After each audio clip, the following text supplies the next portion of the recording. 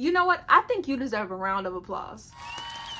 By clicking on this video, you already did something that a lot of people will not. You decided that you wanted to take the step towards becoming more confident, and that's definitely powerful. In this video, I'm going to teach you everything you need to know to do just that. So let's get started. To keep it real, we live in a world that is obsessed with appearance. From filters to edits, perfect lightings and angles, it's everywhere. So it's definitely easy to start believing how you look determines your worth. Most of us all have something we wish we could change. We think, if I just had more muscle, or my hair was a little bit longer, my waist was a little bit more slimmer, my skin was a bit more clear. But if we only got confidence through being perfect, then we would never get there because there's always going to be something. Real confidence comes from when we stop chasing perfection and we start embracing ourselves, inside and out. So let's talk about external versus internal confidence. Comes from using things such as eye contact, having a good posture, your body language, the tone of your voice. Presenting yourself with good eye contact and a great posture really helps when achieving your goals. It can definitely elevate a speech that you're doing in front of others because it makes you come off as a confident person on the outside, even if you're not quite there on the inside. And the more you consistently practice this, you won't have to fake it till you make it anymore and act like you're confident, but you will actually become that person. You have to practice who you want to be. And although this definitely does have pros, external confidence can at times feel like makeup.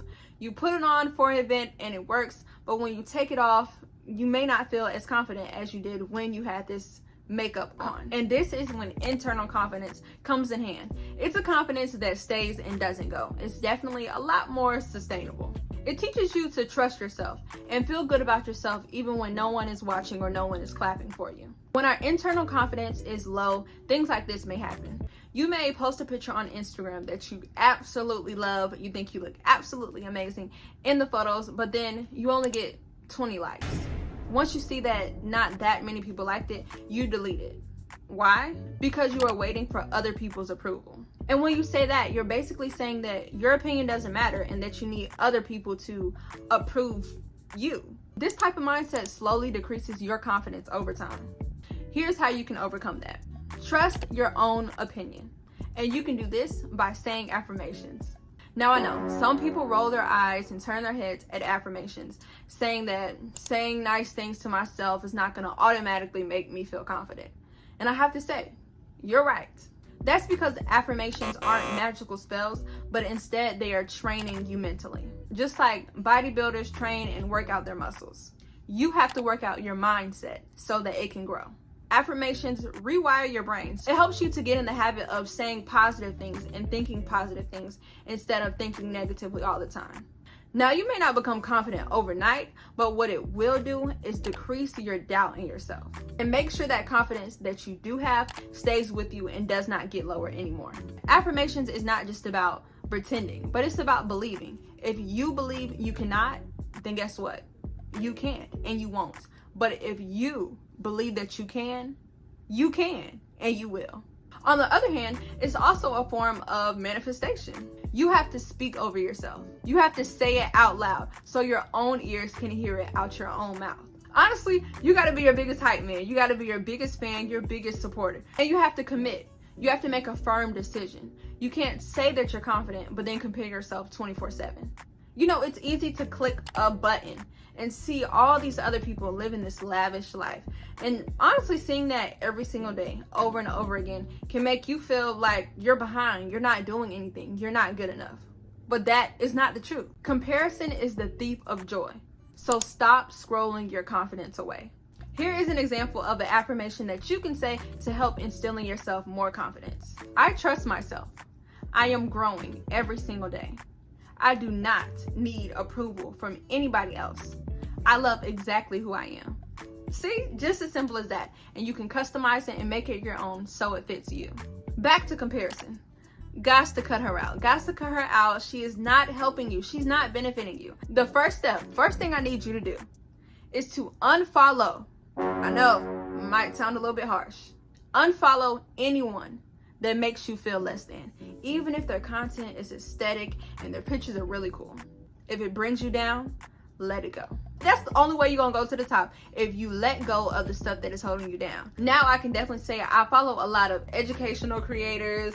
I follow some hair creators. I even follow a creator who teaches new vocabulary words. So I'm always learning some type of new word every day. That way when I open social media, I feel uplifted. Make sure you keep a feed that pushes you to grow and not shrink. So what do I need you to do? After you finish this video, I need you today to unfollow 3 people who drain you. It's nothing against them or anything like that, but you got to protect you and replace them with 3 creators that send positive vibes your way. Next tip to becoming a more confident you: create an evidence log. Now, you may be wondering, what in the world are you talking about?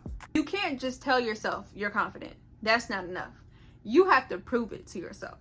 Every single feeling or thought or moment where you doubted yourself, you have to prove that it's wrong, because it is. You can do this by keeping track of every time you proved your doubt wrong. You can use a journal. Me personally, I keep it in my notes tab on my phone. Actually, the note in my phone is titled Journal of Victories. I think I started it maybe 2 years ago, 1 or 2 years ago. And what it consists of is every single time I doubted myself or didn't think I could do something, but then I did it and I overcame that doubt and fear, your confidence will start to grow when you see this list of things you accomplished. It's basically, creating a portfolio saying, yeah, I can do anything I put my mind to. For example, I would definitely consider myself an introverted extrovert. I'm actually a very shy person. Anytime I have to go out to events where there's going to be a lot of people and I have to socialize, I'm 9.99% of the time very nervous. Usually a day or 2 or 3 or 4 before I have to go to the event, I'm overthinking in my head, should I go? My room is very comfortable. Do I really have to go to this event? Yeah, that's me. But when I get to overthinking, I have to tell myself that if I just stay in my room, which I love, I'm not going to grow that way. So what do? I force myself to go. I push myself outside of my comfort zone every single time. And I don't just stop at making myself show up. When I get to the event, it continues. I force myself to go up to people, talk to people, socialize with people, maybe sit down really quick at a table with people I don't know and just say, hello, how are you all doing this evening? I also have a tendency to get on my phone and kind of just, get in my own little zone whenever I'm around people, but I cut that out as well. I force myself to put my phone up and look around, look up, talk to people, and really be that extroverted person I know deep down I can be. And it's definitely hard the first 5 to 10 minutes of this. I'm just like, this is a lot. But after about 10 minutes has passed, I feel a lot more relaxed. I feel a lot more comfortable. I probably by then talked to at least a few people in the room, so I may know at least one person. So I'm definitely able to enjoy the event and be more comfortable in the environment because it doesn't seem as intimidating anymore. And then once I get home, I feel so accomplished. And I'm like, okay, that wasn't too bad. I can do it again. So I do it again and I do it again. The more and more I continue, the more I reassure myself that I can do hard things. I can do challenging things. And it's gonna be all right. And eventually, I don't have to force myself as much, but it instead becomes more natural. When you feel that type of fear in those situations, the fear doesn't mean stop. It means acknowledge it, pay attention, and show up anyway. And then the more you push past that fear, the more the fear shrinks. Now, we're gonna head on to embarrassment. Embarrassment is a choice. It usually starts with us doing something on accident and then us saying, oh my gosh, why did we do that? Why did we say that? Why did we say it that way? And then it just magnifies from there. Say you trip on your own shoelace in public. Are you okay? You are? Okay then. The people who saw you, are you ever going to see them again? And okay, maybe hypothetically speaking, you will. But haven't they done something embarrassing too? Exactly. The way to overcome little things that just seem so embarrassing is by doing them with intention. Now, I'm not saying go out here in public and just start tripping over your own shoelaces for fun. I'm not saying that, but here's a valid example. When I first began my YouTube channel, I started off with vlogs. And honestly, it was embarrassing. Pulling out my camera in public and talking to a camera was not my thing at all. Anytime someone would get close to me or anytime I saw someone looking at me, I would immediately put my phone down. I would talk very quietly in my videos because I did not want anyone to hear me. Why? I was embarrassed. This was not something you just saw out and about on a regular. But then I had to realize, nobody really cares. Not to be harsh, but they really don't care. I was making it more big of a deal than anybody else was. Yes, they may look. Yes, they may even think about it for what, 30 seconds? But trust me, in 2 minutes later, they're gonna forget that they even saw you. So instead of being timid and shy about it, I began doing it boldly. Now I have so much content up on my channel because I stopped fearing and started doing it. And if I hadn't have overcame that fear, I would have never been able to sit down here and make this video for you all or make any of the other videos up on my social media. At the end of the day, embarrassment is just being afraid of what other people might think. As long as what you're doing has positive intentions and is not endangering others, there's no need to be ashamed about being your authentic self. And you know what? That takes us into our next step. Authenticity is key. Now, I can admit, it is at times a lot easier to just fit in with the crowd and go with the flow. But even though it may feel all right, that doesn't mean that it is right, because it forces you to wear a mask that you were never meant to wear in the first place. So you know what? Today, we're going to put an end to that. We're not going to try to fit in, but instead we're going to be who we are, because when you are who you are, you start to attract people who are like you. Being yourself gets you into rooms that pretending will not get you into. It definitely creates opportunities for you, and it's less exhausting. And you know, okay, that may sound great. Be me, but how? You can do this by getting to know yourself more.